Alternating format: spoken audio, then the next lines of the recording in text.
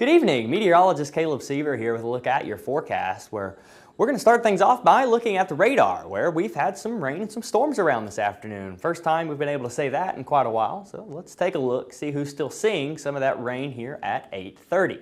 Here we are, southwest Baldwin County, just to the west of Gulf Shores. You're seeing a little bit of rain right now. Same for you up in parts of northwestern Washington counties and northwestern George counties. You're still seeing some of that rain, but as for the rest of us, we're still dry. As we go throughout the rest of the night tonight, we still could see a couple more showers and thunderstorms, not many. Any showers or storms we see expected to be few and far between and only going to last around 10-15 minutes for those of us who are lucky enough to see rain.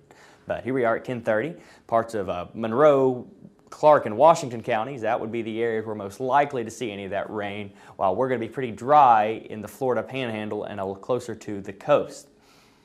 As we go throughout the rest of the night, expect those showers to quickly fade away after we head past around midnight or so. As you wake up tomorrow morning, weather looks great. Clear skies through the morning hours tomorrow. Temperatures starting off around 74 degrees, warming to around 87.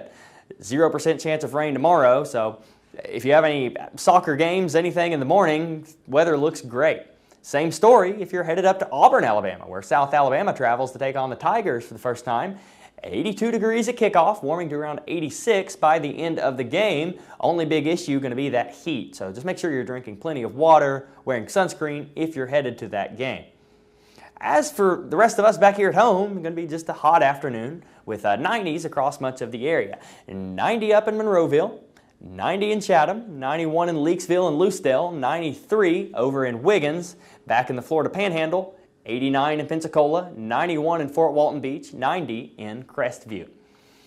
And keep those 90s in store, as over the next few days, those 90s aren't going anywhere. 91 tomorrow and Sunday, 92 Monday through Thursday, warming up to 93 by your Friday. So if you're hoping for an early taste of fall, you're not going to get it over the next 7 days and probably not the next 8 to 14 either, as the Climate Prediction Center has outlined us as a pretty good chance of seeing above average temperatures. All that means is temperatures are going to stay in the 90s for just a little while longer. So if you're hoping for that early taste of fall, you're going to have to try the northern U.S. because we're not going to get it here anytime soon. As for the tropics, we're still looking pretty good.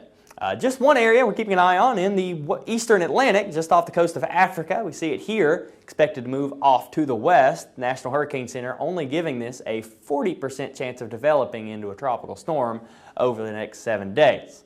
This storm far away from the U.S., no impact expected for at least for the next 7 days, if not longer. And here in the Gulf, all is quiet yet again. Nothing going on here in the Gulf. Nothing expected to go on over the next 7 to 10 days. So, been a quiet hurricane season, and some good news is it looks to stay that way for the foreseeable future. As for our 7-day forecast, things looking pretty good. Temperatures in the 90s through much of the week next week. No rain chances, low temperatures at right around 70 degrees.